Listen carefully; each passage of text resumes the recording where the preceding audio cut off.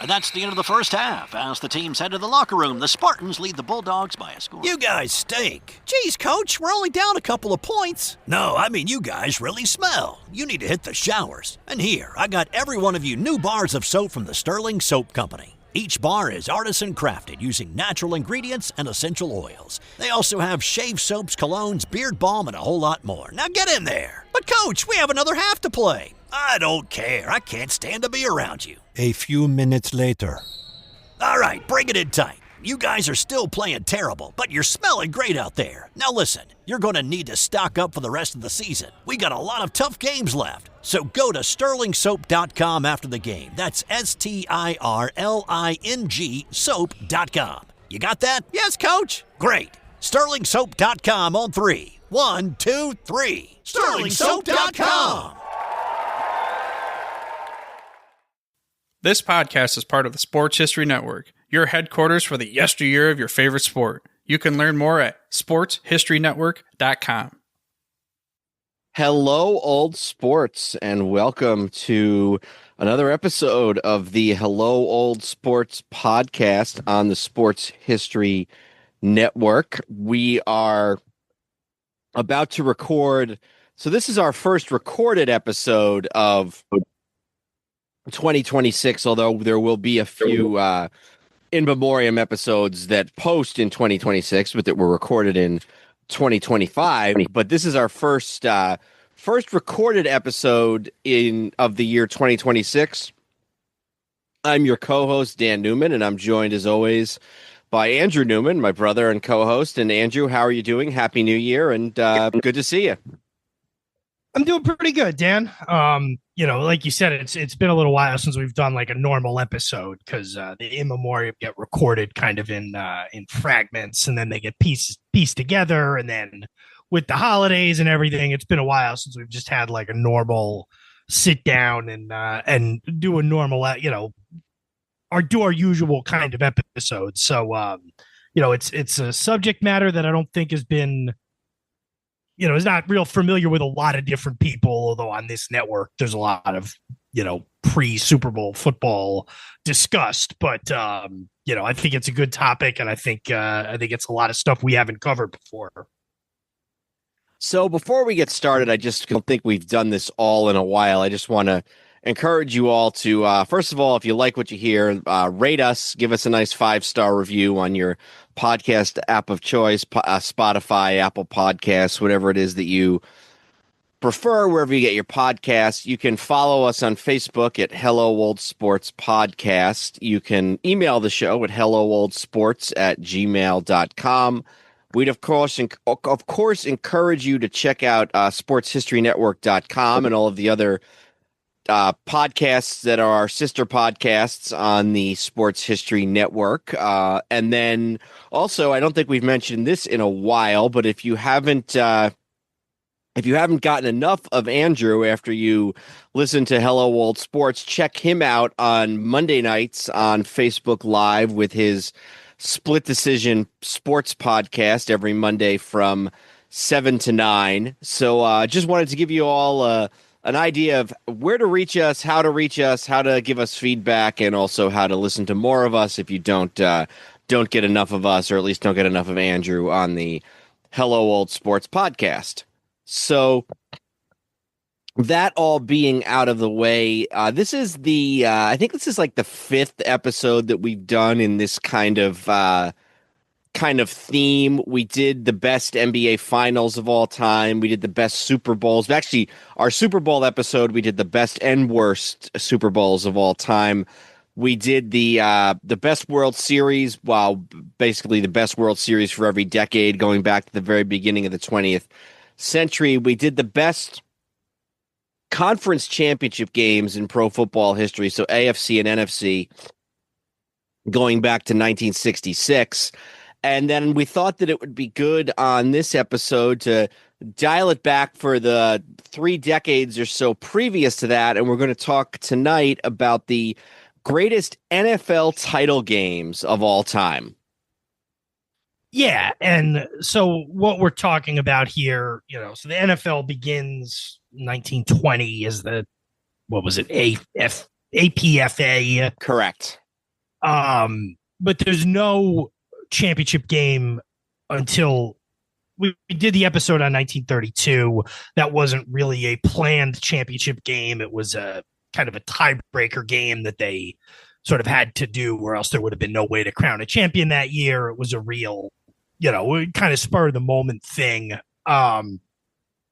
But it encouraged them to codify that the next year, starting in 1933, there would be an NFL championship game every year between 1933, starting that year between the Eastern and Western Division champions. Few different weird things in the early 60s. It was the American and National for a little while, but in general, Eastern and Western divisions. Obviously continued until the merger, when the NFL championship game basically became the NFC championship game, and a lot of that continuity is maintained from a record standpoint. I did not include the 4 NFL championship games that were played prior to Super Bowls 1 through 4. I believe we touched on them as part of our NFC championship game episode, unless I'm wrong on that.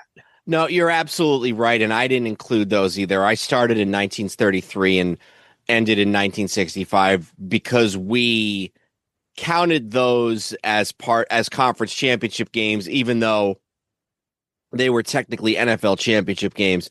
We're looking at just the 32 years, and I guess it would be 33 games from 33 to 65, where the NFL title game meant the world championship of professional football. Exactly. I guess you could say in the years of the AFL and before that the AAFC, there was some dispute as to whether that actually meant that, but I think it was widely accepted that the NFL champion, even in the years when there were rival leagues, that the NFL champion was most likely the top team in professional football. Yep, and I made a couple of notes on a few AFL championship games. I didn't get into the AAFC. We'll see if time permits even mentioning them, but just as sort of an aside, I did that. But I think the meat of what we're going to be focusing on here is mid 30s to mid 60s NFL championship game.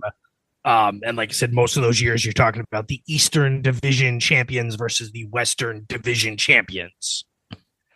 And then the only other thing I think we should maybe do before we get started is just kind of give an idea of what the universe of teams were. And we've done other episodes where we've talked about the, expansion and new teams coming in. But suffice it to say that in 1933, you had the Redskins, then in Boston. You had the Chicago Bears. You had the Chicago Cardinals. You had the Packers, the Giants, the Philadelphia Eagles, who would soon become, that they had previously been the, what were they before that? The Frankfurt Yellow Jackets. But this is their first year as the Eagles. And then you had the Pirates, who would become the Steelers. And through most of the 30s and 40s, and then the Detroit Lions would join the league a year or two later. And for most of the 30s and 40s, you're really talking, and really even into the 50s, you're talking Giants, Bears, Redskins, Packers, little bit of Lions, no Steelers, no Cardinals until the 40s.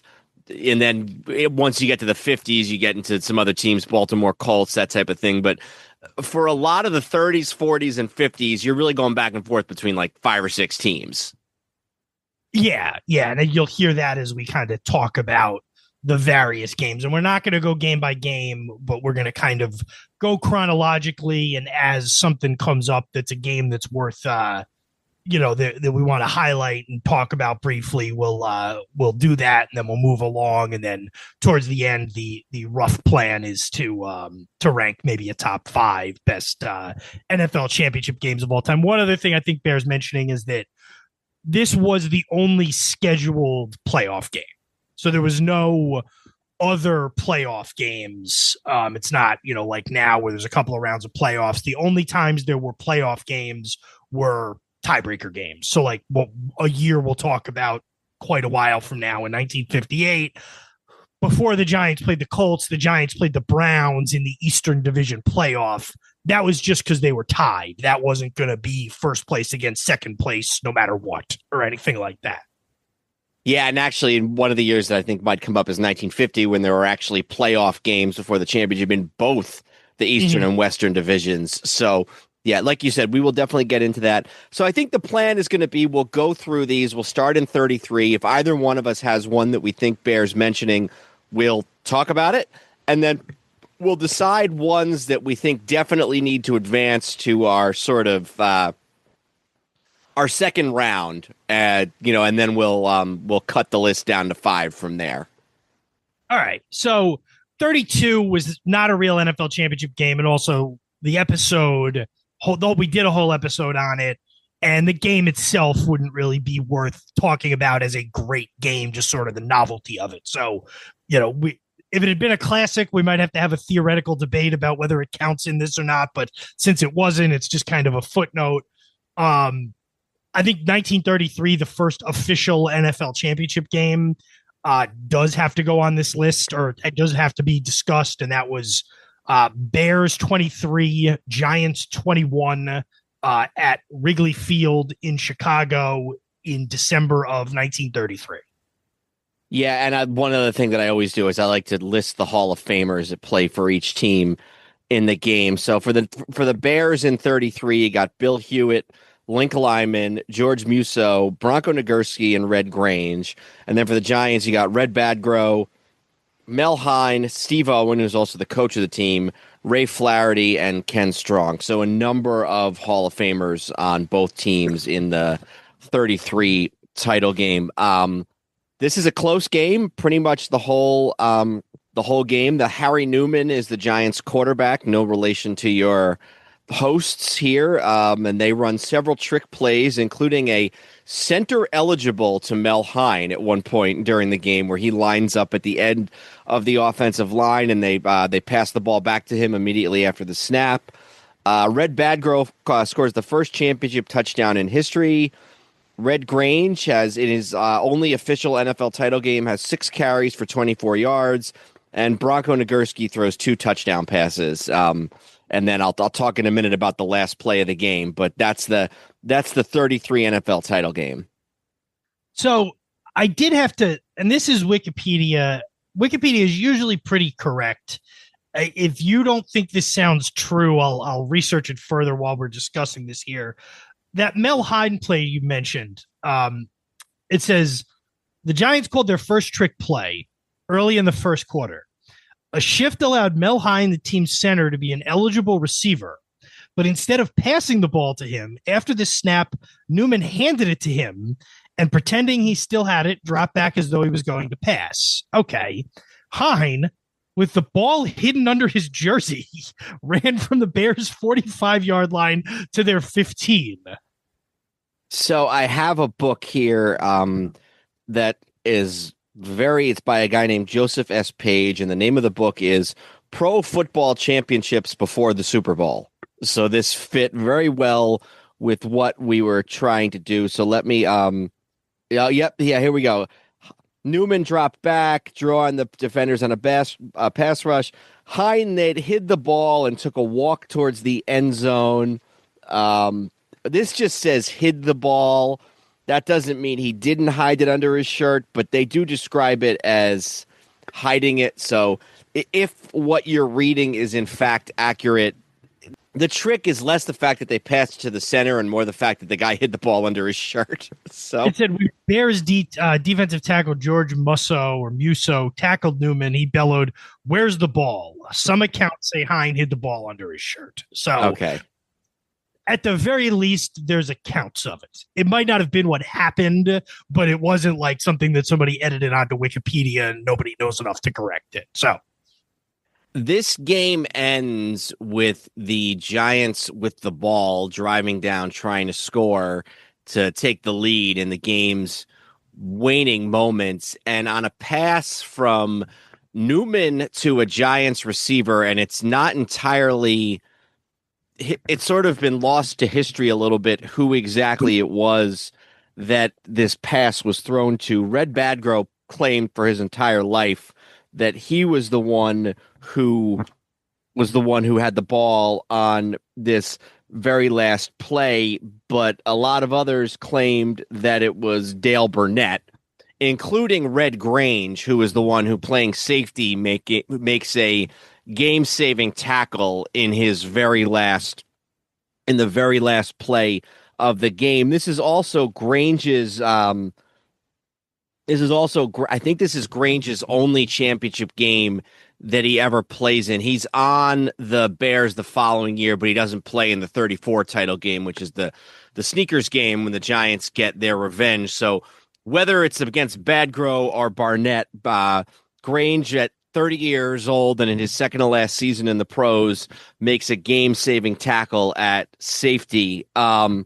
So yeah, a good game and a nice win for the Bears to sort of repeat as NFL champions.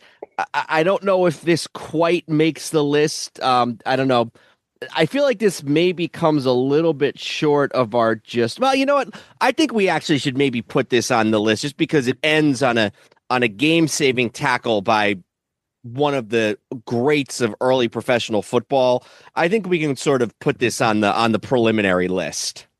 All right, I started. I don't have anything for the next few. 34 just bears mentioning because it's a rematch of these two teams. It's at the Polo Grounds in New York City. It's the sneakers game, which, again, a lot of people listening to this would know. But for anybody who doesn't, Giants and Bears are playing on a very muddy, corroded field in New York.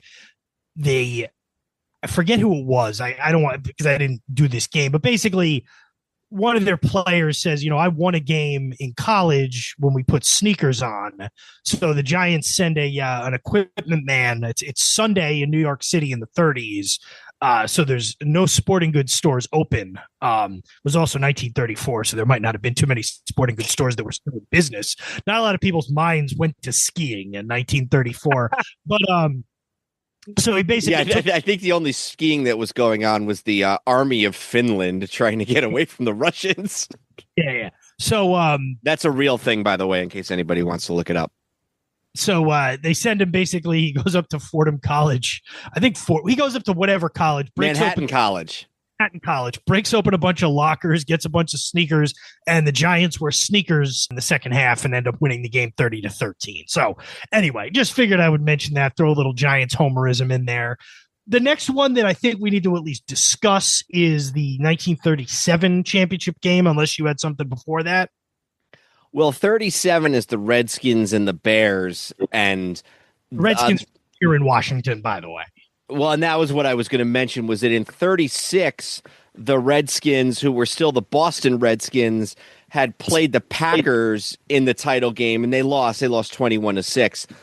But George Preston Marshall, the owner of the Redskins, was so disgusted at the support or lack of support that his team was getting in Boston that he actually had the championship game played at the Polo Grounds. So this is the second of the first four title games that have been played at the Polo Grounds, even though the Giants were not playing in the game. So yeah, but that one is not that one I would not consider a great, but yeah, 37 I think definitely worth mentioning. Redskins 28, Bears 21. Just give you an idea of the Hall of Famers. For the Redskins, Wayne Milner, who's an end, Turk Edwards, a tackle, Sammy Baugh, and then Cliff Battles, who's an offensive and defensive back. And then the Bears, three linemen, Joe Steinhardt, Dan Fortman, and then George Musso, who Andrew mentioned, who made the tackle against Hine 4 years later, and then Bronco Nagurski. And this is actually Nagurski's last game until 1943 when he makes a brief comeback during World War II. Sammy Baugh gets hurt and misses the whole second quarter, but nonetheless leads the Redskins to a 28-21 victory, and it's later called, at the time, one of the greatest passing performances in the history of the National Football League. So, all right, so 37 you think doesn't make the cut? Yeah, I'm just trying to think if just see if there's anything else worth. Sammy Baugh does try one of his favorite tricks in this game, which is a punt on third down. That was one of his sort of secret weapons that he would pull out sometimes. Was this is, other than the fact that it's Washington's first title game, I don't see anything sort of super. It's back and forth. The Redskins do go ahead in the fourth quarter on a pass from Baugh to a guy by the name of Ed Justice, so who's a wingback. So and then actually Chicago does lead 21-14 in this game, so the Redskins have to come back with 2 touchdowns. But yeah, there's nothing super epic about this game. So while it's worth mentioning, I think it's probably doesn't need to be considered to be moved along to the next phase of things. All right. Well, let's see if the following year strikes your fancy anymore. 1938 at the Polo Grounds, and again, keeping with the theme, this one is Giants against Packers. Again, Steve Owen against Curly Lambeau, who we'll talk about here in a minute.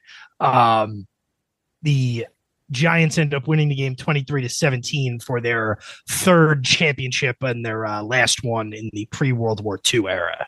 Yeah, the Giants, who had won in 27 the year before there was a title, or years before there were a title game, and then they'd won the sneakers game in 34. Hall of Famers in this one, Mel Hine, the center and linebacker, who was actually the MVP of the National Football League in 1938. He wins the Joe F. Carr Trophy as MVP. And then Tuffy Lehmans, who's a back. And then for the Packers, their quarterback, Arnie Herber, blocking back Clark Hinkle, and then the great Don Hudson at end/wide receiver. This is, like we said, the Giants' second NFL championship game victory. This is just an idea of what a sort of a brutal game this was. There's a Arthur Daly who's writing in the New York Times, says Mel Hine was kicked in the cheekbone at the end of the second quarter, suffered a concussion of the brain that left him temporarily bereft of his memory. He came in the final quarter and finished the game. So it was just kind of writing off concussions in those days. I guess that would happen for another 50 to 60 years, so we can't be too. Go ahead. I'm sorry. I was going to say they were doing that until, I mean, they didn't say he was bereft of brains or whatever, but they were. It's good to know minimizing concussions in the NFL was a long held tradition, I guess. But at least then you can make the case they didn't necessarily know any better. Yeah, I think that's exactly right. They didn't even have the possibility that they would know any better. Don Hudson injures his ankle in this game, and so he's playing a little bit with an injured ankle.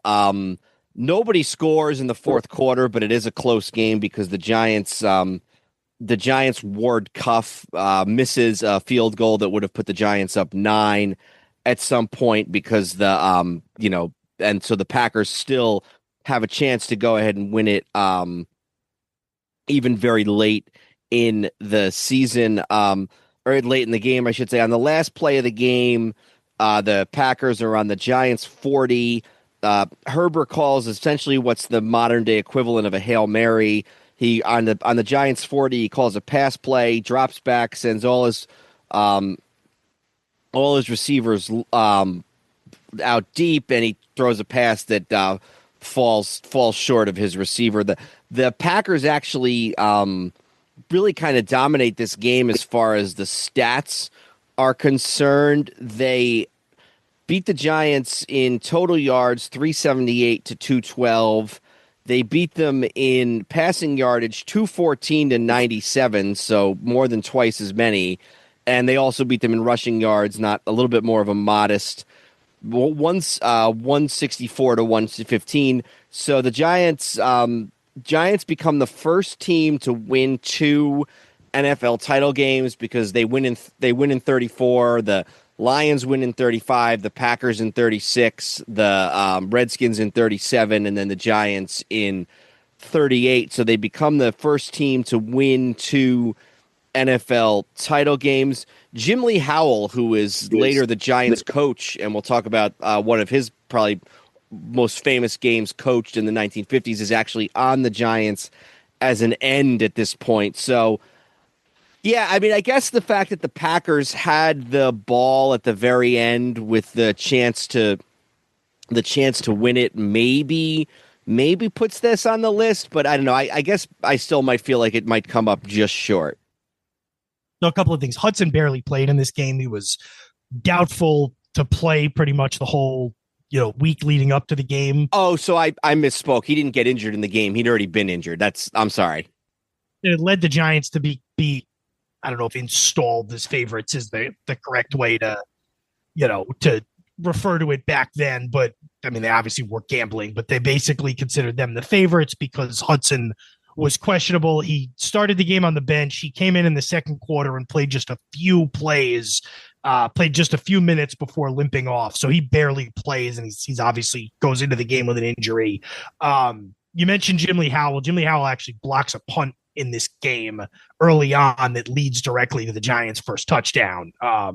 He covers the ball at the 27-yard line, it looks like, and then he caught the ball in the air and then was dropped at the 7. That led to the Giants' first field goal. So Howell, then there was another blocked punt right after that, and Howell got it, and that led to the 9-0. He covered the second block punt.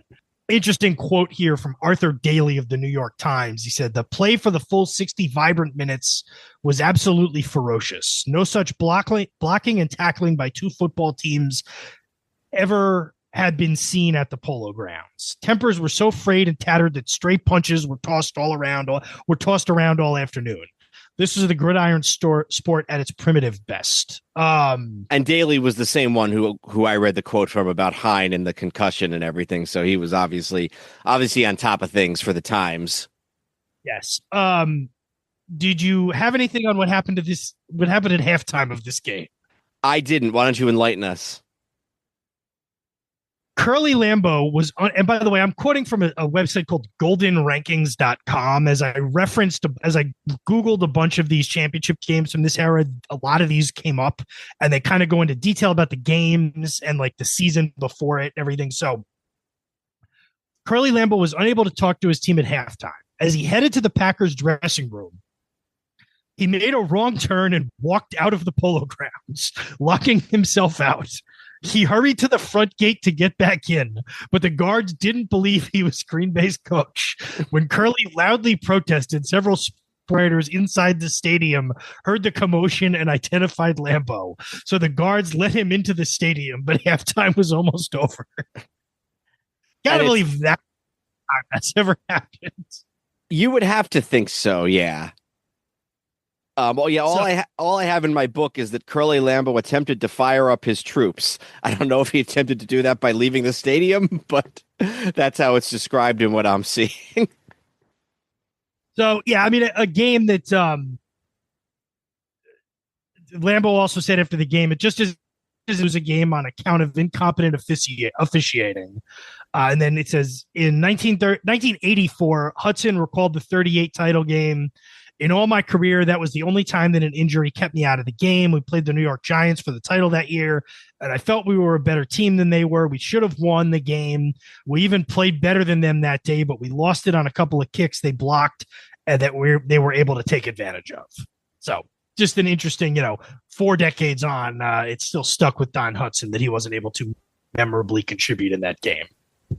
It is worth noting that a year later, the Packers get their revenge 27-0 over the Giants in a game played at the Wisconsin State Fairgrounds in Milwaukee. So that is worth noting. Yeah, I guess I probably like with 37. I think I would probably put this one just short of the cut down, but I would want to hear your thoughts also. Yeah, so right now you've just got 33 as one that could potentially go on the list. Yeah, what do you think of that for so far? I think that makes sense. We sort of enter the era of blowouts here for a little while. 39 is 27-0. Packers over Giants. 40 is 73-0. Bears over Redskins. Yeah, and we should just mention that for a minute because it's considered one of the most important games in NFL history. In addition to being the Bears' first title game win, it's there was the Redskins versus the Bears. It was Hallis versus Marshall. It was Luckman versus Baugh, and the Bears just absolutely annihilate them 73-0. And the Bears go down and score on their first possession, and then the Redskins come down on their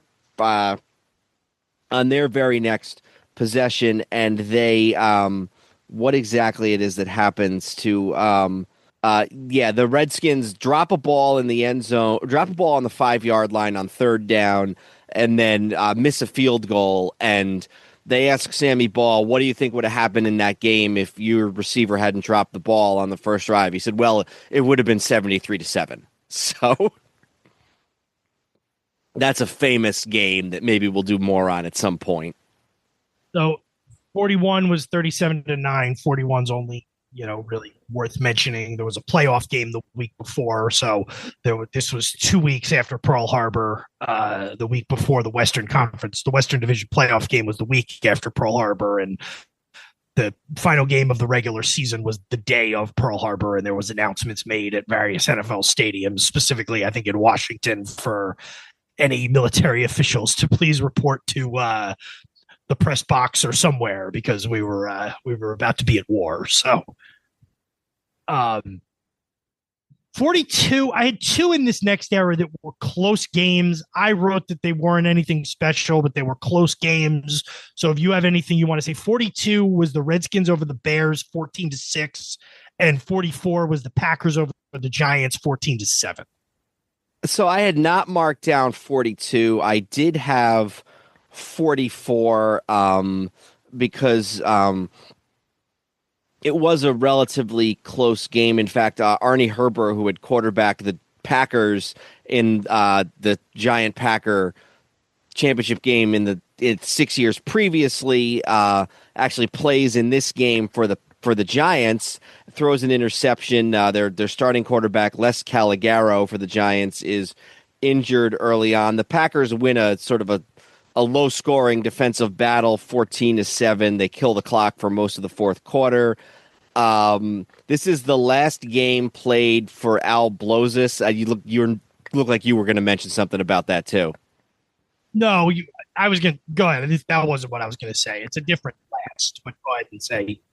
Al Blozis, who is a tackle for the Giants, and let me just pull up his exact. He plays with the Giants from 42 to 44, makes the Pro Bowl in 42. He's an All-Pro in 43, and then he gets, I don't know if he enlists or he gets drafted into the military, but he goes into the military for most of the 44 season, but he's actually able to come out and play while on leave from the military, plays in this NFL championship game. It's the last NFL game he ever plays in, and on January 31st, 1945, he's killed while fighting in France. Blozis has his number retired by the Giants, I believe, right?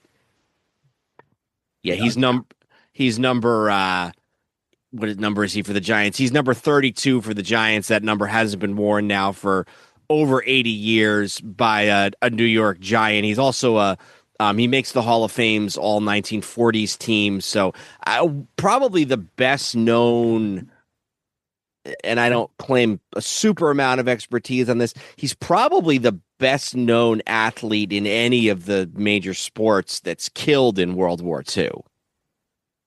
Yeah, I don't know.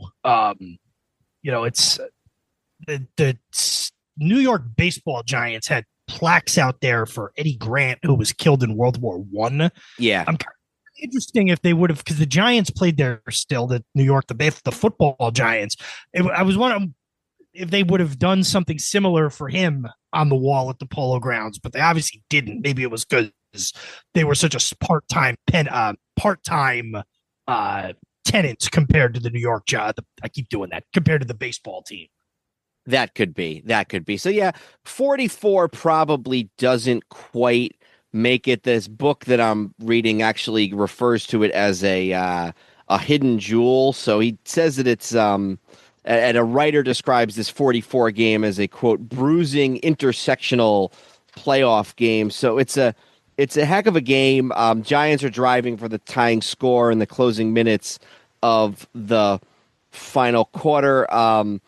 And this is what I talked about. Herbert throws a late, deep pass that's intercepted by Green Bay at the Packers 20, and that was sort of the last chance that the Giants have all year.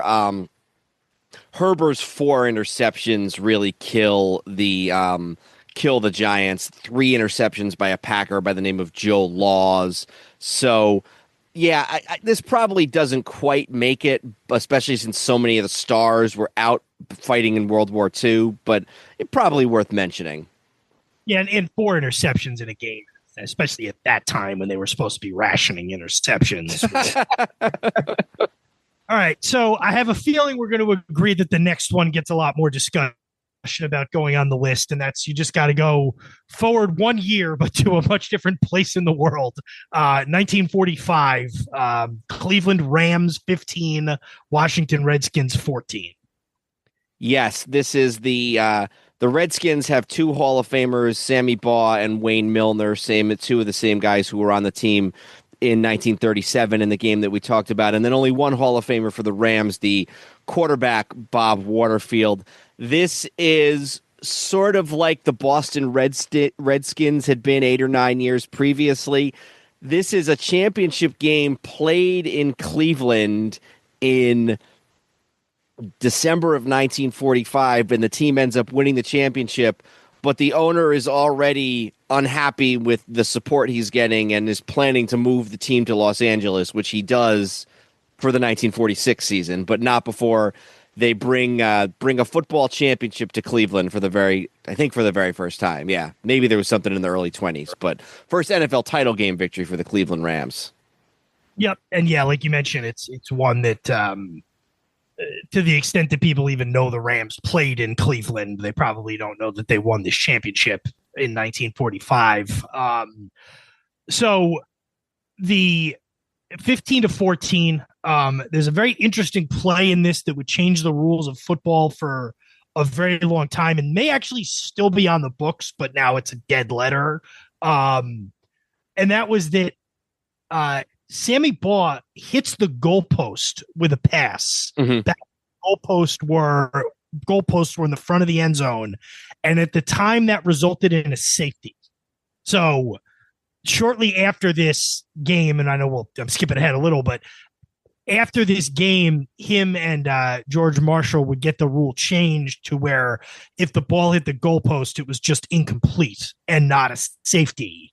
And I guess forever that was called the Baugh-Marshall rule, sort of unofficially.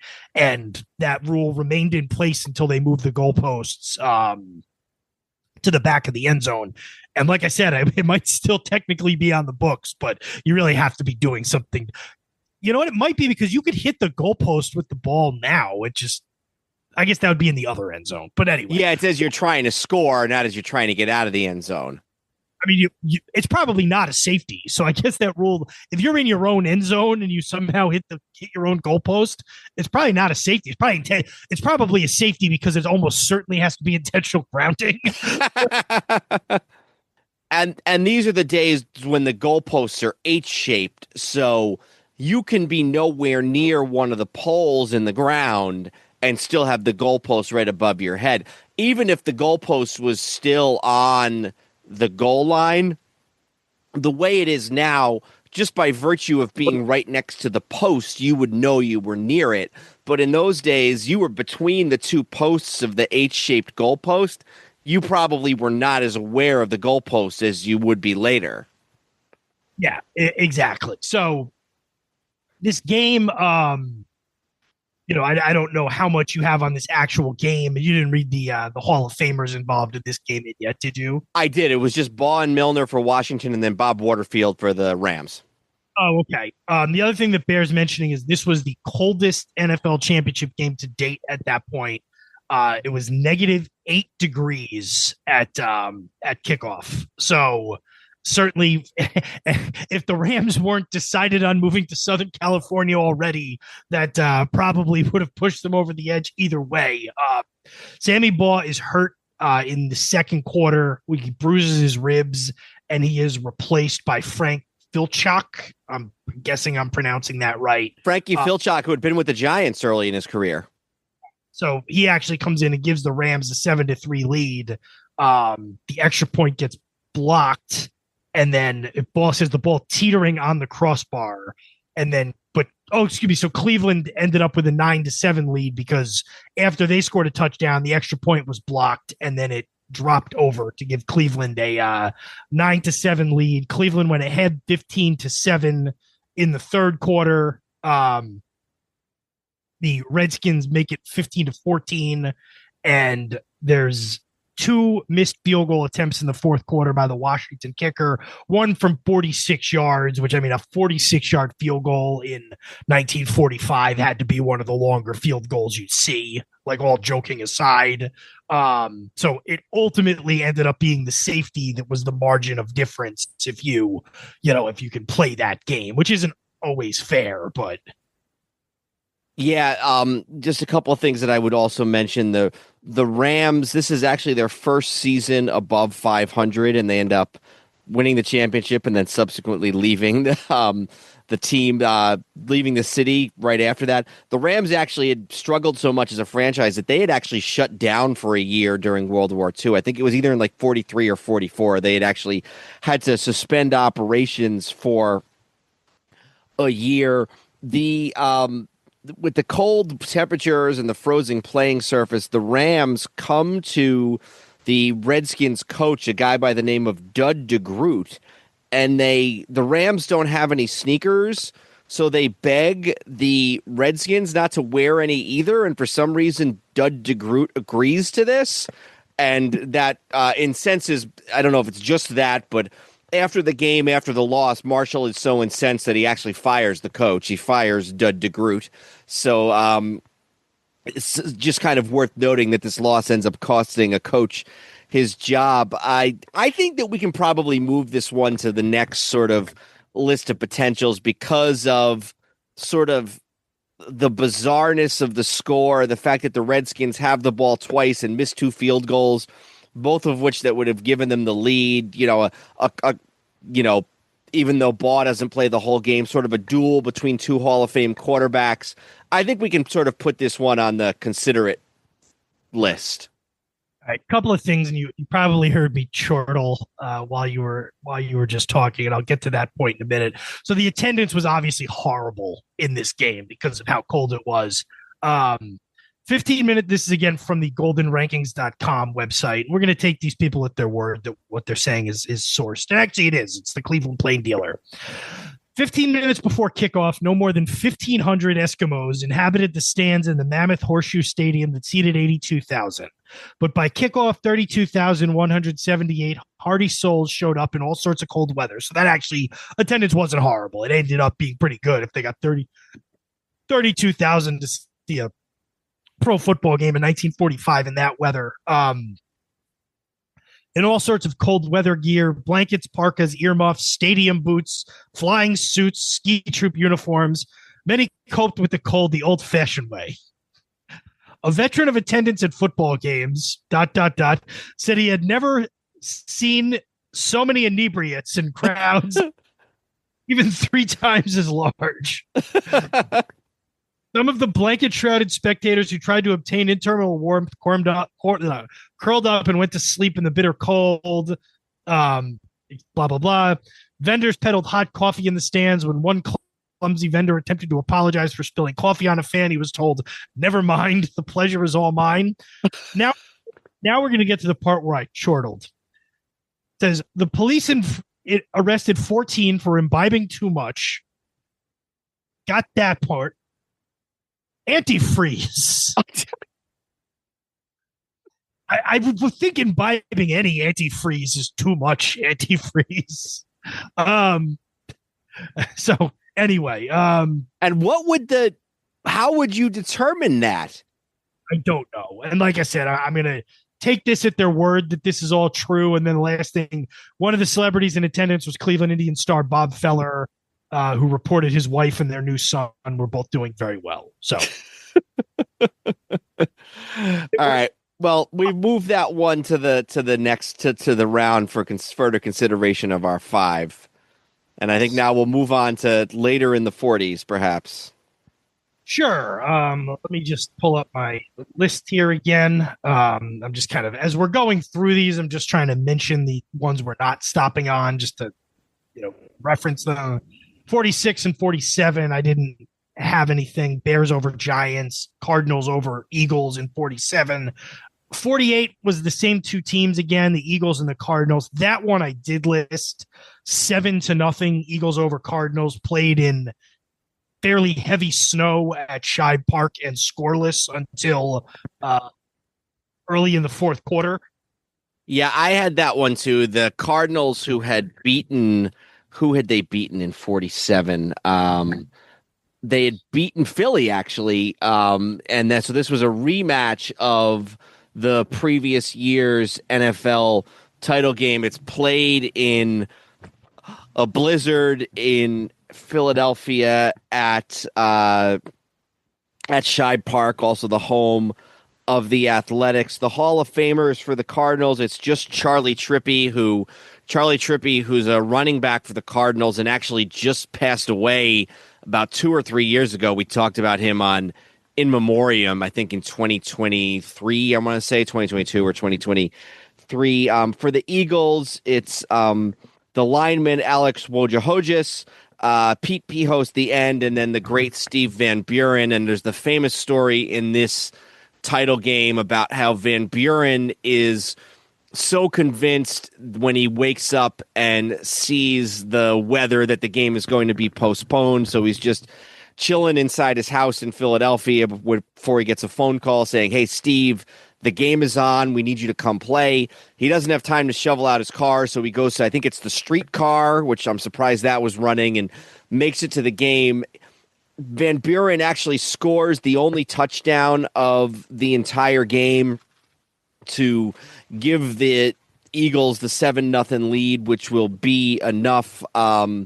The players actually have to help move the tarp. Both players from both teams have to move the tarp. That's something obviously you would not see in the modern day. And then the other note I have here is the Cardinals try to throw long late in the game to get the tying score. It doesn't work.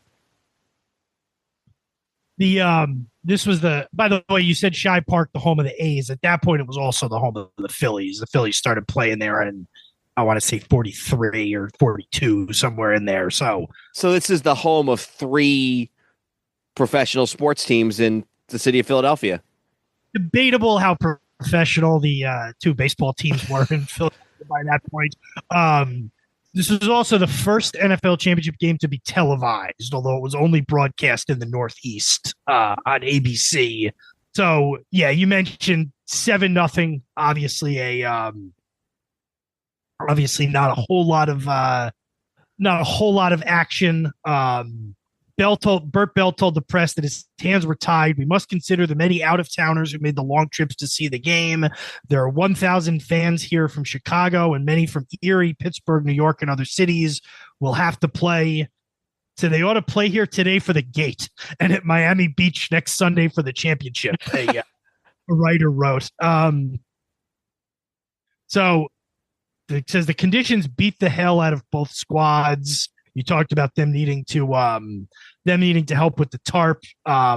It also says all the chalk had stuck to the tarp, so they really didn't know what the yard markers were on the field. And the referees mostly had to guess. Bell made the teams promise not to question referee Ron Gibbs' judgments on matters of down and distance. 3 alternate officials, in addition to the regular 5, operated along the sidelines and in the end zone. Stadium lights were turned on, which I didn't know Shibe Park had lights that early. So the obviously the weather played a central role in this game, but 7-0, and a certainly memorable championship game, although not sure if it's going to rise to the ranks. Couple things. This Eagles Cardinals rivalry has sort of become quite the rivalry over these couple of years. They'd played in the championship game the year before. After a Cardinals Eagles game at Comiskey Park, a Cardinals tackle, Stan Malden, had actually died in the locker room right after the game was over. So that was weighing heavy on the Cardinals' minds right before the game started. They turned the lights on in the stadium in Shibe Park because most baseball stadiums had lights by this point. They turned the lights on, and I'd have to imagine, although I didn't see this verified, this has to be the first NFL title game played under the lights. And then the only other thing I would mention is that the Cardinals don't return to an NFL title game until 2008 against the Steelers in Super Bowl 43. Yeah, you're right. And so that's several moves and several generations later by the time they would play in a championship again, and they would lose in just as heartbreaking fashion, although I'm not sure there were too many fans who were alive and cognizant and upset about the 1948 Chicago Cardinals that were still Arizona Cardinals fans 60 years later. Although there was probably a couple, you know what I mean? People who put up with a move to St. Louis and a subsequent move to Phoenix, possibly. I have a friend who lives in St. Louis, and has for almost 20 years now, and he says he knows a few guys who are still Arizona Cardinals fans. And it's interesting because they weren't really any good when they were in St. Louis, but they there's always some people who kind of hang on to it, but I mean, that would be pushing it. Well, you know what I've always wondered too, and this is a tangent, but like this day and age with all the technology and you're able to watch, if you're willing to pay money, you can watch any team play. I could sit in my house in Maryland and become a fan of the Ottawa Senators if I really wanted to. I wonder if you're a fan of a team not in the city. So in other words, let's say that I was a really big Rams fan. I liked the colors growing up or whatever, and I lived in Maryland. Would I really care whether they played in LA or St. Louis? It just wouldn't mean anything. So you wonder if there's more durability of fan bases because of that. Yeah, I think that's a very good point.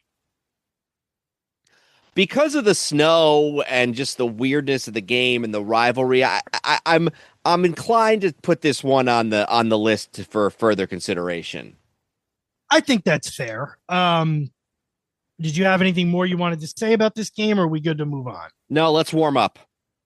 Let's warm up, yes. So we're not going to go too far in the future, but as we're zooming past here, 1949, the Eagles won again, 14-0, this time over the Los Angeles Rams out in Los Angeles. And then the next one I had on the list was 1950, actually played on Christmas Eve of 1950. And that was the Cleveland Browns against the Los Angeles Rams at Cleveland Stadium. But a different franchise than the team we were talking about 5 years ago, actually playing the previous franchise. Yeah, there's just so much here. This is one of the most interesting years in football history. And Andrew and I have done a lot on this because we did an episode last year about 1950 in sports where we talked very heavily about this game, these teams, all of that. We also did an episode on rival football leagues, and the Cleveland Browns had come from the AAFC from 46 to 49 and won 4 titles in a row in the AAFC. And then we did an episode specifically on Cleveland sports in 1948 where we talked about the undefeated Browns team. So we've done a lot of content on this 40s and 50s Browns team. Go ahead. I was just going to say, and this is, I mentioned before, and I think I said early 60s, but really it was the early 50s. This is where we have a break from the Eastern and Western divisions. So because they're accepting these teams from the AAFC in. So just to set the league going into 1950, the American Football Conference, the American Conference included the Giants, Eagles, Steelers, and Redskins from the former Eastern Division, as well as the Cardinals and Browns, who had been the Cardinals had been in the Western Division. The National Conference included 4 members of the former Western Conference: Rams, Bears, Lions, and Packers. It added the New York Yanks to split up the New York teams, and it'll tell you which team they cared more about based on which team they put in the Western Conference. Splitting up the New York teams, the 49ers and the Colts, who were in reality the swing team that played each of the other teams once. So each team got a bye. So that was the league in 1950. And they split up they split up the New York teams. They also split up the Chicago teams. The Bears and the Cardinals are in different. Justifiable with Chicago. Like say it again. Hockey, I'm sorry. It's a lot more justifiable in hockey, or in Chicago. In hockey, the Blackhawks are in the West, the Bulls are in the East, and it's fine. That's true. That's a fair point. It's more towards the middle of the country. Sorry, go ahead. Now, Hall of Famers in this game, the Bears got a ton of them. On offense, they got Max Speedy and Dante Lavelli at receiver. They got a guard, Frank Gatsky, Otto Graham at quarterback, Marion Motley, and Bill, who's a fullback, and one of the first black players in modern, post-war professional football. Lou Groza is a tackle and also a kicker who plays with the team. I think pretty much he stays on the team as a kicker till sometime in the mid-'60s. He's basically there in the whole Jim Brown years. Lou Groza plays forever. And then Len Ford, who had been on another AAFC team and had been drafted over to the Browns when that other AAFC, I think it was the LA AAFC team, folded. For the Rams, 2 wide receivers, Tom Fears and Elroy Crazy Legs Hirsch, and then 2 quarterbacks, Norm Van Brocklin and Bob Waterfield. Perhaps the first quarterback controversy in professional football history. The Rams are an offensive juggernaut. Their motto is, to hell with how many points the opposition scores, we'll just score more. I don't know if that actually was their motto, or if it was just a thing in a video we had when we were kids. Just a video that I still have. Let's just be clear. So there's a quote here from Hampton Poole, offensive coach for the Rams. And again, remember, this is 1950. What he's going to say seems kind of accepted now. He said, we reversed the usual procedure. Instead of our running setting up the passing, our passing set up the runs, such as draws and the Statue of Liberty. Our QB would fake a pass and hand off to one of our quick little halfbacks on a reverse. Years later, Crazy Legs Hirsch said, our 1950 Rams team was man for man as fine a football team as I've ever seen. This is a great game. The Waterfield, starting at quarterback, throws a touchdown pass on the very first play from scrimmage. He throws that touchdown pass too? No, I don't. Mr. Outside, Glenn Davis. Oh, that's right. That's okay. Yep. The Army Trophy winner. What? Say again. I'm sorry. Army Heisman Trophy winner. One of the 2 Hall of Fame wide receivers for the Browns is Max Speedy. He misses the whole second half with a bad hamstring, but his fellow wide receiver, Dante Lavelli, makes up for it with 11 receptions for 128 yards. The Browns, it's really just very much a back in the fourth game. It's 7-0, then 7-7, then 14-7 Rams, then 20-14 Browns, and then the Rams go up 28-20. Waterfield throws how many touchdown passes does Waterfield throw? He throws 1 touchdown pass, but also scores, kicks all 4 of the extra points. Otto Graham throws 1, 2, 3 touchdown passes. Oh, no, it's 4 touchdown passes. 4 touchdown passes in a game for a quarterback in 1950 that's pretty damn impressive. It's crazy that the Rams are in this game as much as they are, because Waterfield has 1 touchdown pass and 4 interceptions. Graham has 4 touchdown passes and only 1 interception. But nonetheless, the Browns have to come back from a 28-20 deficit in the fourth quarter, and they also do something. You talked about sort of the advanced way of thinking. They actually do something that teams sort of do now, which is that they run one last play before Groza's field goal to position Otto Graham Graham runs it. Graham runs the ball towards the middle of the field to get a better spot for Lou Groza's field goal, which he subsequently makes and then the Rams, in order for their very last play, Waterfield had played the whole game at quarterback, but Van Brocklin is a little younger and has a little bit stronger of an arm, so they send Van Brocklin in to air out a long pass, another Hail Mary type thing. Tries to get the ball to Mr. Outside, to Glenn Davis, but it's intercepted by Warren Lahr, and that is the end of the game. The Browns win, silencing all of the critics that thought that their AAFC championships of the last 4 years didn't really say anything about the kind of team that they were. And this was a little different than, 17 years later or 18 years later. The Jets winning Super Bowl III kind of was seen as validating the AFL. This validated the Browns. It didn't validate the AAFC.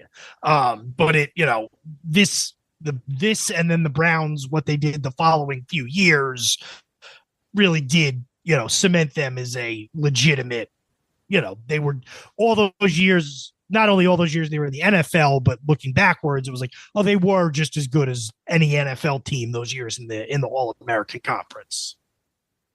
Agreed. Well, I think we should nominate this one for consideration for the final top 5. All right. Let me make a star on it here.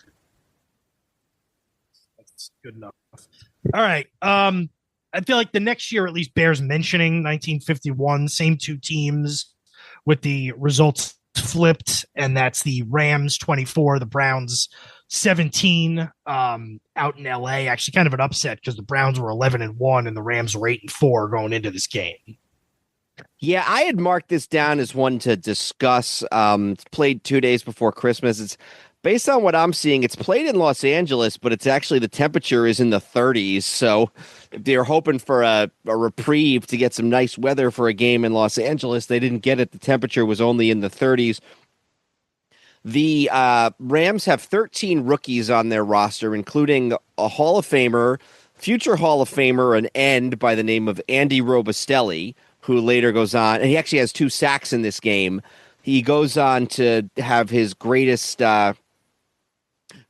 years a few years later with the New York Giants. It's a rematch of the year before, like we talked about. Just pulling up the scoring summary here. It is like the year before, a back and forth game in 51. Lou Groza kicks 4 field goals. The Browns have a 10-7 lead at halftime, and then Waterfield actually gets taken out of the game when the Rams are up 14-10. He gets spelled by Van Brocklin. This is the beginning of the sort of the quarterback controversy and the moving away from Waterfield and towards Norm Van Brocklin. Van Brocklin throws a 73-yard touchdown pass to Tom Fears for the go-ahead score, 24-17 in the fourth quarter. The other thing I thought that was interesting is that Lou Groza actually kicks a 52-yard field goal in this game, which if you think about it is just not something. And I don't know why I have down. I'm sorry, I misspoke. I said that Groza kicked 4 field goals. That was that's something for a future notation. That's not from this game. He only has 1 field goal, and then the Browns scored 2 touchdowns. But one of Groza's 2 field goals is a 52-yard field goal, which is pretty impressive for 1951. Yeah, no, I mean, it's impressive now. It's a little more commonplace, but it's still a long field goal now. And, the thing I always go back to with the field goals is the way they kicked those field goals back then was wrong, to put it simple. Like, that's not the way to optimally kick a football as we know now. So maybe explain that a little bit for those who might not be familiar. Yeah, so I mean, everybody kicked field goals back then straight ahead. You think Charlie Brown trying to kick the football. You take however many steps back and you run straight up to the ball. with, and you kick it with the front part of your foot, sort of like where your, toes are. And then it's been proven in the last 40 years that kicking soccer style, where you take however many steps back and however many steps over and come from the side, is the optimal way to kick the ball. So guys making 51-yard field goals now is impressive enough. Guys kicking 51-yard field goals straight ahead is much, is more impressive, honestly.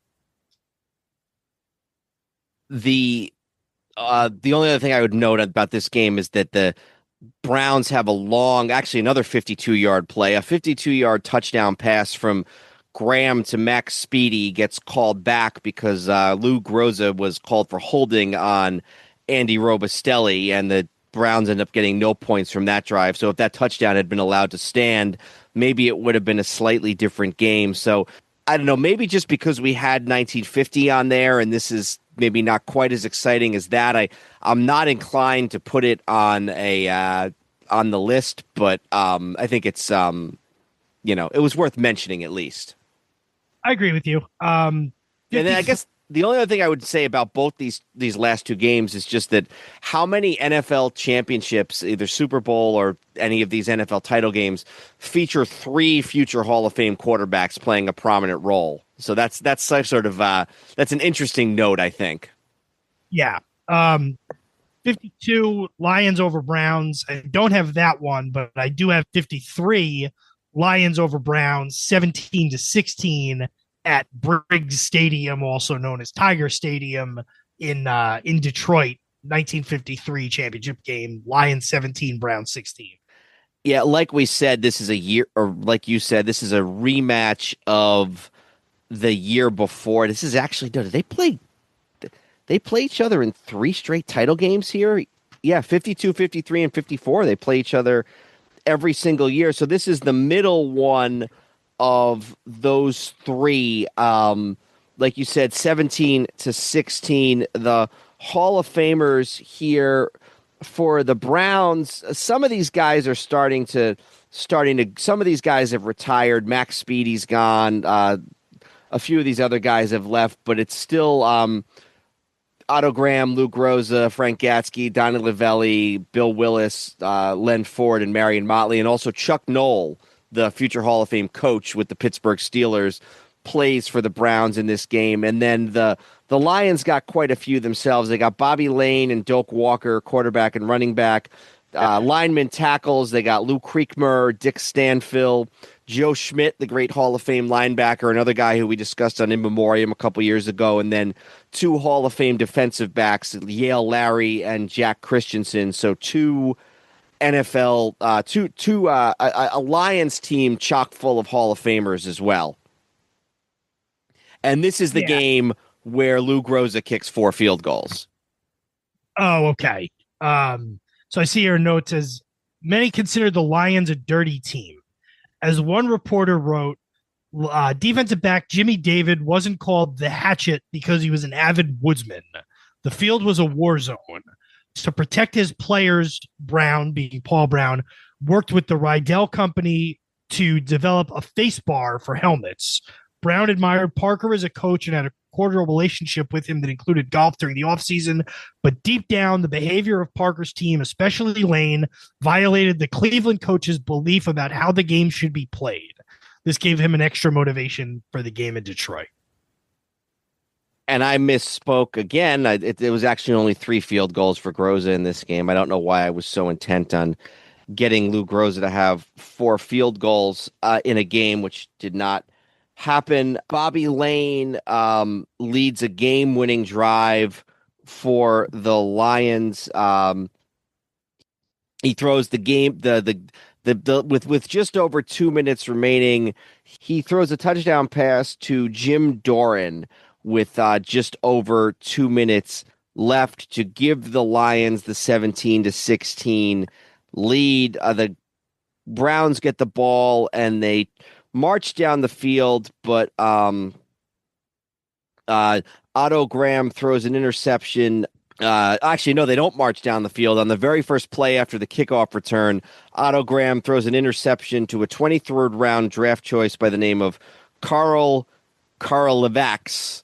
And that's it for the Browns. The Lions kill the clock and win their second straight NFL title victory over the Cleveland Browns. They blow out the Lions the following year, 56-10. They get their revenge for their couple years. Otto Graham announces his retirement, but then immediately changes his mind before the 55 season, and then they win one more against the Rams in 55, and then Graham finally retires. 56 is a little bit of a down year, and then by 57, they're back in the NFL title game with Jim Brown.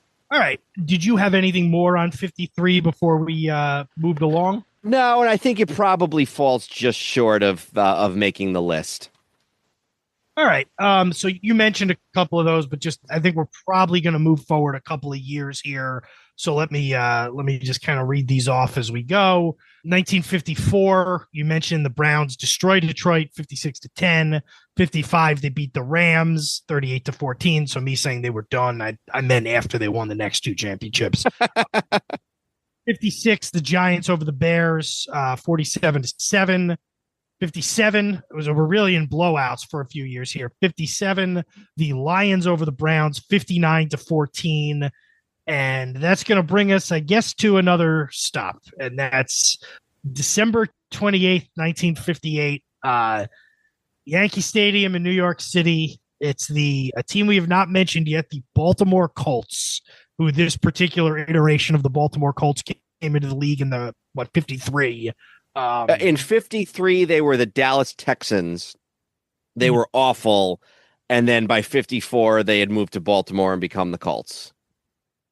And it's almost let me just clarify. I think there's a question about whether they actually became the Colts or that Texans team folded and the Colts came in their place and took a few of their players. So just for posterity's sake, I think that's in dispute. Anyway, go ahead. Probably 4 podcasts on this network that are only about that, so we can probably. So it seems almost trite to talk about this. Like the 1958 NFL Championship game is obviously a very important, symbolic, not just symbolic, important landmark game in the history of the NFL. We could probably talk about, is it overvalued, undervalued in terms of its actual importance to the league? What we know is it's still referred to as the greatest game ever played. The popular history of it is that it's the game that made professional football a national game and put professional football on the map and on the steady trajectory to where it is now. Again, probably a little more nuance ought to be introduced to that, and then for the purposes of what we're going to talk about, it's the first game to go to sudden death overtime. So let me just run through the Hall of Famers here for the Colts. You got Johnny Unitas, the quarterback. You got 2 wide receiver / running backs. Unitas' 2 favorite targets, Lenny Moore and Raymond Berry. Hall of Fame lineman Jim Parker, and then 2 great defensive players on the defensive line, Gino Marchetti and Art Donovan. For the Giants, you got Frank Gifford, the great Frank Gifford, Roosevelt Brown, who was named the number 2 Giant of all time a couple years ago. And then on the defense, you got Andy Robustelli, who we just talked about when he was with the Rams, the great Sam Heffett linebacker, and then in his very last game as a New York Giant before going to Green Bay with Vince Lombardi, Emlyn Tunnell in the defensive backfield. It should be worth noting, although this is obviously something that most people know if you're a football history aficionado, the Giants' head coach is Jim Lee Howell, but the offensive coordinator is Vince Lombardi, and the defensive coordinator is Tom Landry. So the two of the greatest 7 or 8 NFL coaches in history are both assistants for Jim Lee Howell on this 58 Giants team. It's there's so many different angles you could look at, from this, and it's a game that's coming of age as television is becoming a huge deal. What's it say? An estimated 45 million people watch the game on television, and sort of, again, this would get into other topics that aren't directly sports related, but when you get into the late 50s, the number of people with a TV grows so exponentially year over year over year, right? That like the number of people who had television in 1952 versus 53 versus 54. So every year it's just that many more people. In New York, it comes at a time when, both baseball teams had just left. So the Giants, had been good for several years, but, now here they are really, it's them and the New York Yankees as professional sports in New York. That's the other thing. This game, 45 million people saw this game. It was blacked out in the New York area, as games at the time would be blacked out. I think it became a 75-mile radius of the home team's stadium. That encompasses quite a few people in the New York City area. New York City alone, let alone North Jersey, Westchester, Long Island, etc. Yeah, the two teams are very important to their respective cities. The Giants, like you said, are filling a little bit of the gap left to baseball giants, and the Dodgers, they've moved to Yankee Stadium. In fact, I think their first year at Yankee Stadium was 56 when they went to the NFL title and won it for the first time. They've got the marquee stars, Gifford, Huff, Charlie Connerly, the first Marlboro Man. They're rivaling the Yankees, if not for on-field success, but certainly for prominence in the New York landscape. And then in Baltimore, you got the Colts, who the Baltimore Orioles, that had come from St. Louis in 1954, but they were not good. So it's really sort of the first professional major league team that Baltimore is able to get behind. And since the 1890s, Baltimore Orioles of John McGraw and Willie Keeler, which is another topic we did an episode on once upon a time. And so it just, you really in a lot. Plus you got Unitas, who is, this marquee quarterback off the scrap heap who'd been playing semi-pro a few years ago. There's really just sort of, the game itself sort of, as it goes on, it's dark. You got the lights. It's just, there's really just so much about this game that makes it just perfect. And the Giants actually had to beat Cleveland twice to even get in this game. They had to beat them in the last game of the regular season on a long field goal by Pat Summerall. And that forced a playoff game for the Eastern Division the next week, which they had to beat them again. Beat Cleveland again, yeah. That Summerall field goal in the last game of the regular season was 49 yards, by the way. Gave them a 13-10 lead, and then the Giants beat them 10-0 in the playoff game. And then the famous thing there is where Lombardi runs out to Pat Summerall after he kicks the field goal and says, you can't kick it that far. So, yeah, I mean, I guess just to give a little bit of the on-field, Giants get a Summerall field goal to take a 3-0 lead, but then the Colts score 2 touchdowns, including a Unitas to Raymond Berry touchdown pass to take a 14-3 lead. Lenny Moore is very effective early on catching the ball from Unitas, and that's unfortunately for the Giants, that leads to the decision that they need to double Lenny Moore, but then that leaves Raymond Berry wide open. And so he's the one who scores the touchdown to put the Colts up 14-3. But the Giants really sort of start to rally back. They get a key goal line stand in the third quarter, and I believe, let me just get the details. Colts go for it on fourth down, and it's the Giants stopped them 4 straight times for negative yards. And so the Giants had the Colts gotten a touchdown there, the game would have been 21-3 and probably would have been over. The Giants get a touchdown from Mel Triplett. They get a passing touchdown from Charlie Connerly to Frank Gifford. Lombardi had called the play or recommended the play after seeing some pictures that were taken from the upper deck by Wellington Mara. And then, so the Giants go up 17-14. late in the game, Frank Gifford tries to get a first down to end the game, but he's tackled by Gino Marchetti, and then Big Daddy Lipscomb falls on Gino Marchetti's leg, breaking his leg. Marchetti refuses to leave. He goes to the sideline and refuses to leave the field until he's watched the end of the game. The Colts get a field goal from Steve Myra, their kicker, who's one of the weakest kickers in the National Football League. The game goes to sudden death overtime, the first ever in NFL history. Believe the Giants get the ball first, I believe, in the overtime. Yeah, Giants win the toss, get the elect to receive, but they have to punt, and then they punt it away to the Colts, and Unitas leads them on this epic touchdown drive that ends with a handoff to Alan Amici for a touchdown. Couple interesting things in this game. First of all, there's 7 turnovers. So for the greatest game ever played, there's 7 turnovers. For whatever reason, Jim Lee Howell opens the game with Don Heinrich at quarterback instead of Charlie Connerly. And I know he'd sort of done similar things like that before, but it's certainly a strange thing to do that didn't pay any dividends. And, if this were the modern era, he would have really left himself open to major second guessing. Yeah, they would basically let Connerly observe a few drives from the bench just to get a feel for the game, basically.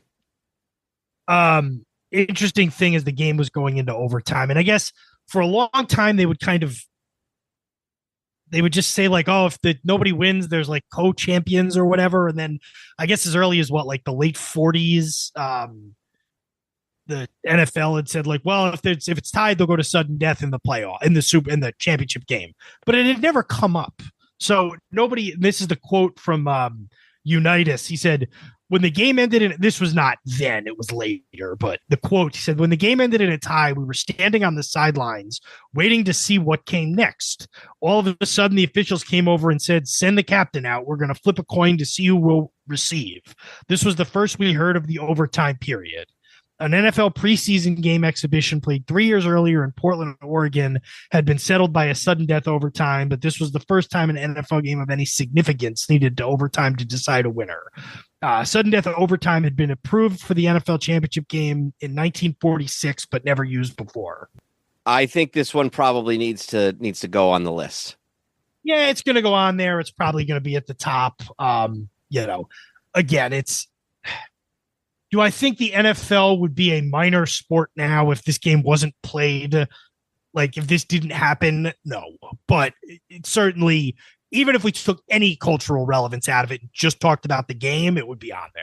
It's the first game to go to overtime, and there's one Super Bowl has gone to overtime. So and it took 50 some odd years too. Yeah.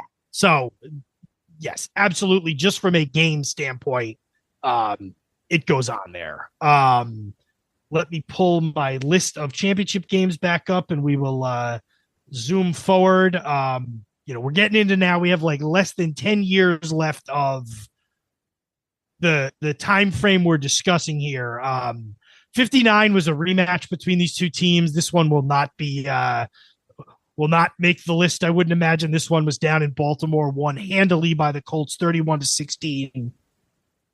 How about 1960, the Philadelphia Eagles against the Green Bay Packers, the Vince Lombardi-led Green Bay Packers at Franklin Field in Philadelphia? Yep, I had this one. The Hall of Famers for the Eagles, Norm Van Brocklin, the starting quarterback, who's come over from the Rams, and then Sonny Jurgensen, who is his backup. And then the wide receiver, Tommy McDonald, and Chuck Bednarik, who plays basically every snap of this game, who plays both center and linebacker. He had moved to center for late in his career, but then ends up, when there's injuries at linebacker, ends up playing some linebacker as well. And then for the Packers, there's a ton. Bart Starr, Paul Hornung, and Jim Taylor at running back. 3 on the offensive line, Jim Ringo, Jerry Kramer, and Forrest Gregg. And then on the defense, you got Willie Davis, Henry Jordan, Ray Nitschke, a rookie in Willie Wood, and then the veteran Emlyn Tunnell, the aforementioned Giants defensive back who played the last couple of his years in Green Bay with Vince Lombardi. This is the only playoff game that Lombardi ever loses. I think he has a 9-1. Would that make sense? I think it probably would, yeah, because there's a couple of Super Bowls in there. Yeah, he's got a 9-1 playoff record in his. Go ahead. I'm sorry. Not counting the playoff bowl, are we? What was the playoff bowl for those who don't know? The third place game that up through, I think, the Super Bowl era, they started to the second place finishers in each division played in the playoff bowl the week after the NFL championship game. So if you finish second in the East, you play the second team in the West. So in 1963 and 1964, Lombardi's Packers finished in second and they played in the West. And I think he said something like, it's a hinky-dink bowl for losers in a hinky-dink city. That's all second place is for losers or something like that. Yeah, and I think somebody said somewhere that it was basically like the only game that he just went down and didn't care. Like he basically was like, I don't care what happens here. Like, didn't care to discipline his team, didn't care to really do a lot of prep. Yeah, this is definitely noteworthy for a lot of reasons. Buck Shaw, who had coached the 49ers, the Hall of Fame coach, is coaching the Eagles in this game, and I believe he retires after winning this game. Chuck Bednarik, playing both ways, made a couple of key tackles. One of Paul Horning early on in the game to stop Horning short, I believe, of a first down. And then late on the very last play of the game, as the Packers are driving down, trying to score, Bednarik tackles Jim Taylor at the 9-yard line and then lays on him until the clock expires. And then he says, you can get up now, Jimmy. This effing game is over. Like we said, it is the only loss of Lombardi's career. And the Packers, I believe, I think they have a fourth quarter lead in this game. I just want to verify that. They were up 13 early in the fourth quarter. They took the lead. They were up. The only touchdown they scored all game, which was a 7-yard pass from Bart Starr to Max McGee.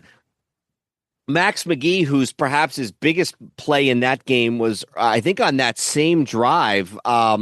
It was the same drive. It was fourth down, and McGee, who was the Packers punter, from his own 19-yard line, takes the ball and notices that there's a huge hole. So instead of punting, he runs for a 35-yard gain, keeps the drive alive. Packers end up scoring, but the Eagles end up on.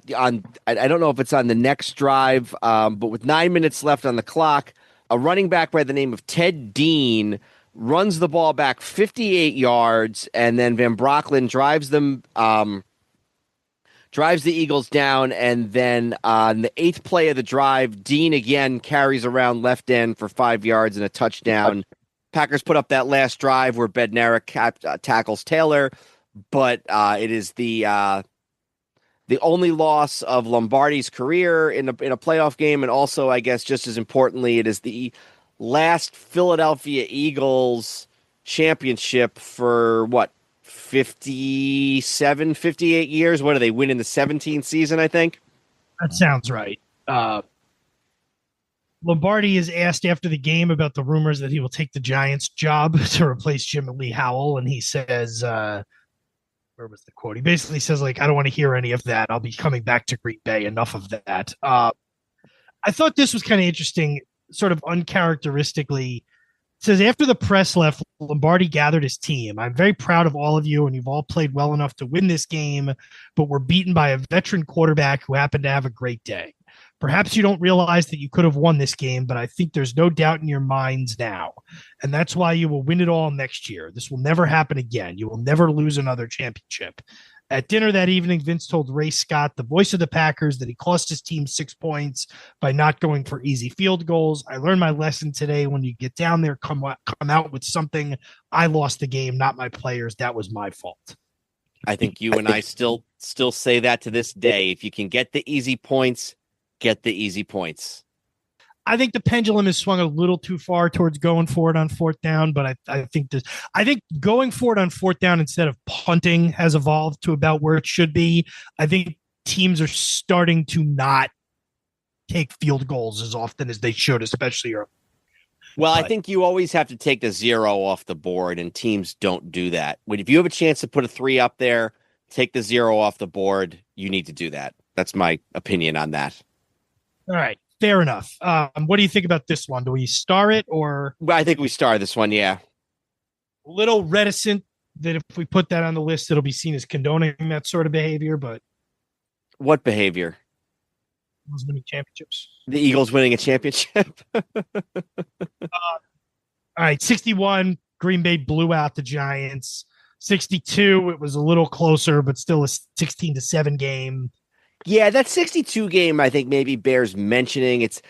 We've generally had a rule here where like we've stuck to one score games, and this wasn't necessarily, or it wasn't one of those. The Giants, they do threaten late, but they lose 16-7. It's a game played in frigid cold temperatures. It's the last NFL title game at Yankee Stadium. It's the last Packers-Giants NFL title game. For the rest of Lombardi's run, the Giants become increasingly irrelevant. So it's definitely worth mentioning that 16-7 Packers-Giants game in 62, but yeah, probably not worth going much further on that one. Yeah. So that brings us to 63. And that's the last of this Giant era. It would be the last championship game the Giants would play in for 23 seasons. And the last one that the Bears would play in for 22 seasons. Good point. And that would be Bears 14, Giants 10 at Wrigley Field in Chicago on December 29th, 1963. Yeah, and let me give you the Hall of Famers here for the Bears. You got a couple of defensive linemen, Stan Jones and Doug Atkins. You got a linebacker, Bill George, and then you got the tight end, Iron Mike Ditka. For the Giants, Y.A. Tittle, who's taken over from Charlie Connerly as the quarterback. You got Frank Gifford in the backfield still. You got Rosie Brown.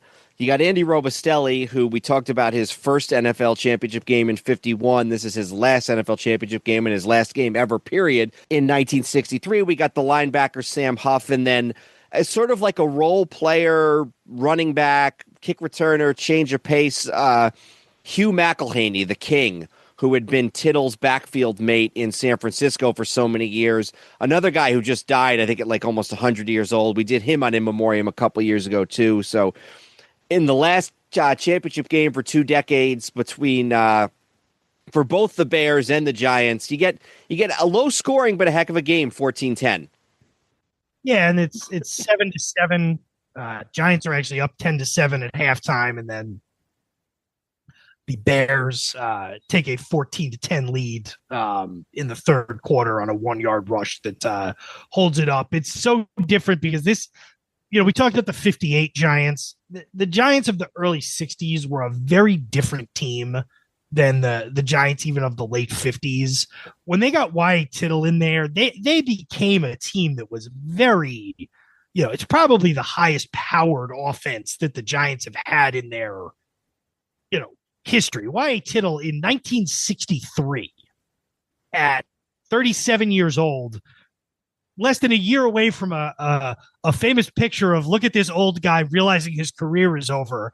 He throws 36 touchdown passes and for 3,100 yards.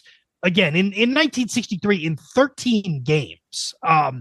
Del Schaffner is, a dynamic receiver, 1,181 yards and 9 touchdowns receiving. You still have Frank Gifford, but you have Joe Morrison, who's 26 years old. It's a little bit of a mix from the team in 56 and 58. But, unfortunately, the thing you saw back then, especially, and it's a combination of everybody played on grass fields in baseball stadiums with, balls that weren't specially treated and stored and, less amenities. It really was a much different game in December than it was the whole rest of the year. Yeah, I think that's a good point. And Tittle, I think in this game, I don't know whether it's his age or just the wear and tear, but he actually takes a cortisone shot at halftime, so he is not in really good shape. But he throws 5 interceptions in this game, and the Bears don't throw any. The Bears do lose 2 fumbles, but then the Giants lose a fumble too. So 6 turnovers for the Giants, including 5 interceptions, compared to only 2 for Chicago. And the Giants have their chance. They have a chance to go up 14-0, and Tittle tries to throw it to Joe Morrison, but Morrison doesn't turn around and misses the pass. There's a badly missed field goal by Don Chandler at another point. So the MVP of the league chooses the wrong time to have a really terrible game. The Bears never crossed the 50-yard line offensively. That might be a little bit of an exaggeration, but I want to look at that. Maybe I want to look at that real quick. But it's a nice win for the Bears. It's their last title for 22 years. Hallis is thrilled afterwards. He says it makes him even happier than the 73-0 game 20 years previous. So, yeah. So despite getting almost no offense, they get 5 interceptions and they defeat the Giants. Did you find out what you were looking for there, or?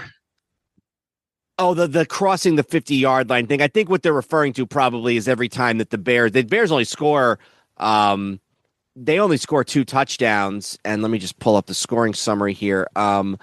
They get a 2-yard run and a 1-yard run. My guess is that both of those short runs were the result of turnovers that took place inside Giants territory. So the offense itself never gets past the 50-yard line on its own, I guess is what they're probably saying there.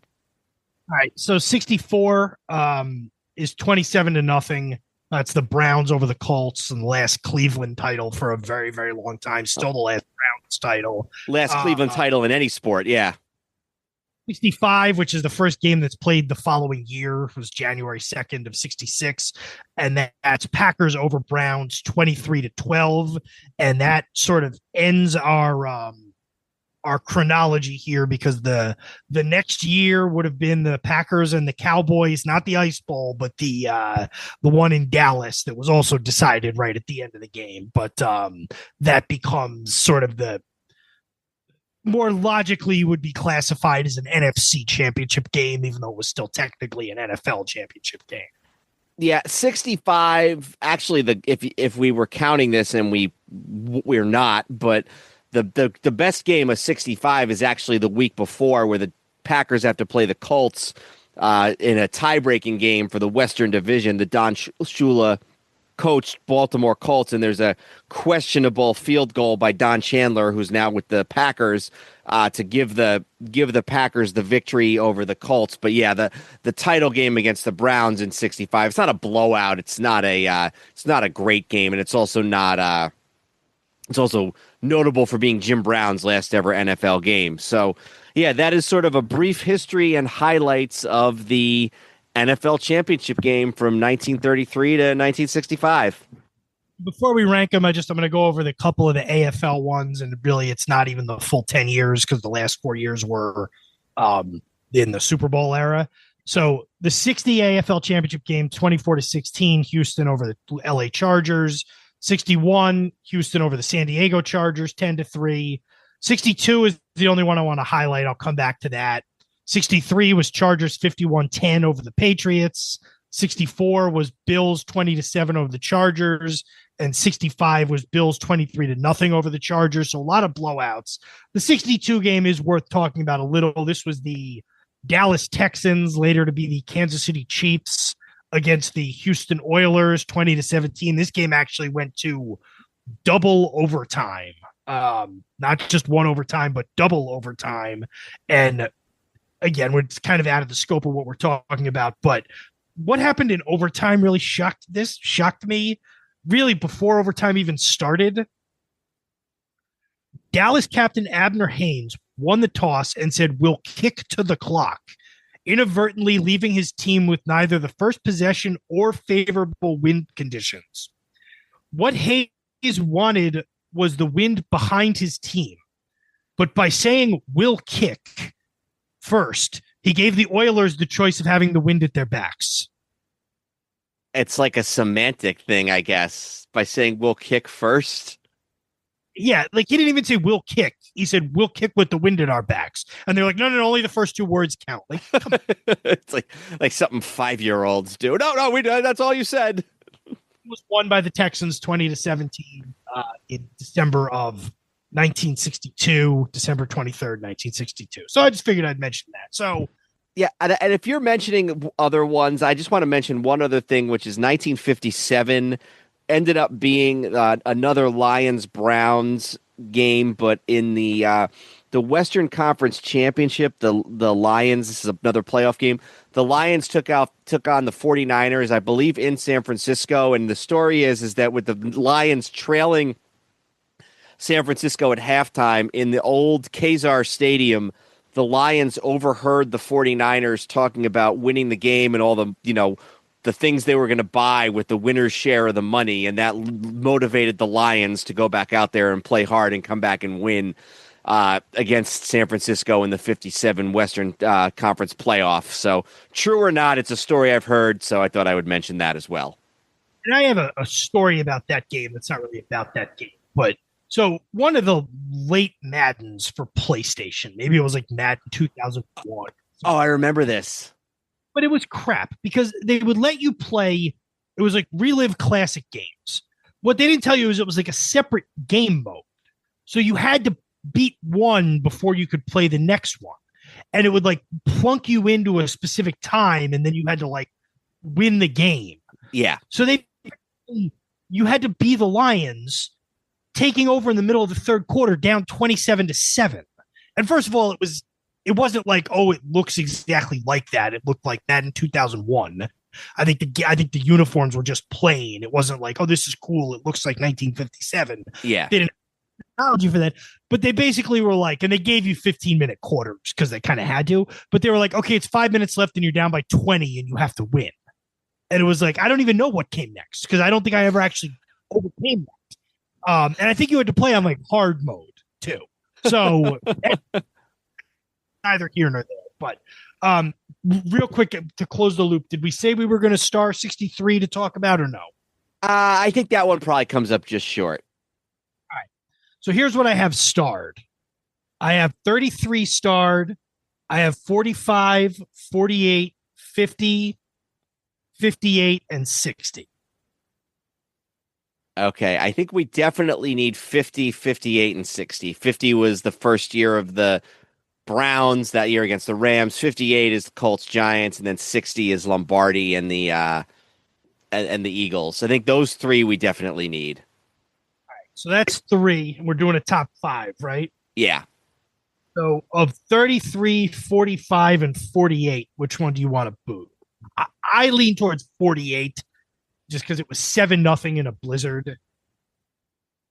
Yeah, I'd go with that. Yeah, because 33, 45. Yeah, I mean, I could make a case for getting rid of any of them. I think 33, the fact that it was Red Grange making the game-saving tackle, and that's there's not a lot of Red Grange moments on this list. So yeah, I would go with that. I think those are. I think we can bump 48. So our top five NFL title games would be Bears over Giants in 33.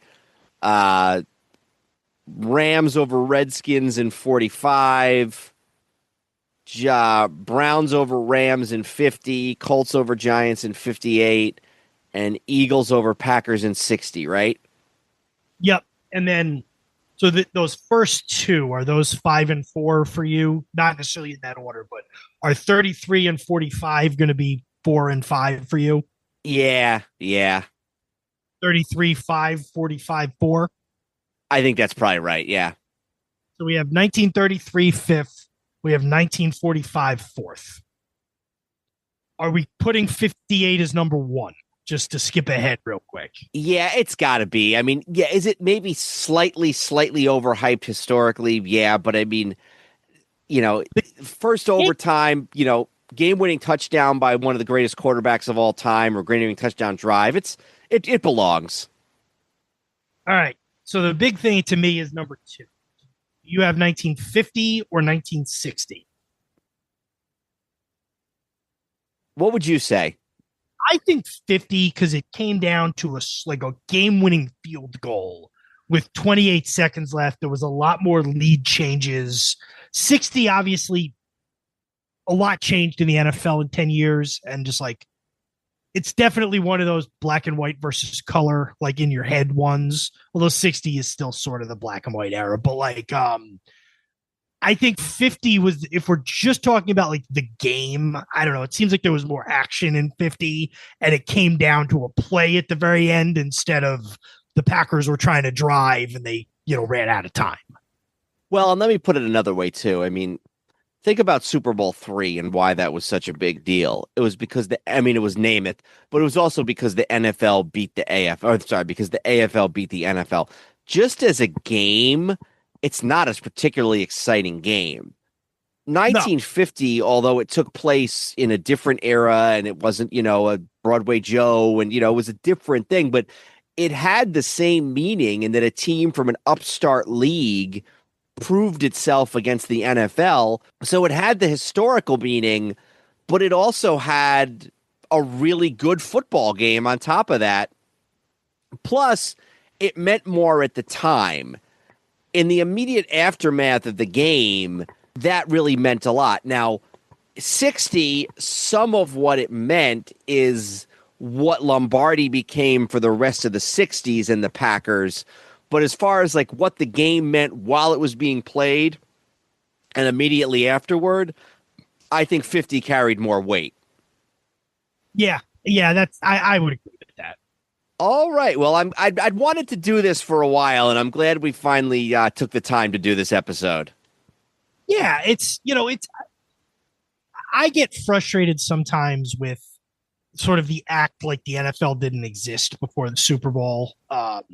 And I'm not just talking about the NFL's own PR because, truthfully, a lot of leagues kind of are very selective about the history that they discuss. But the NFL is worse with it.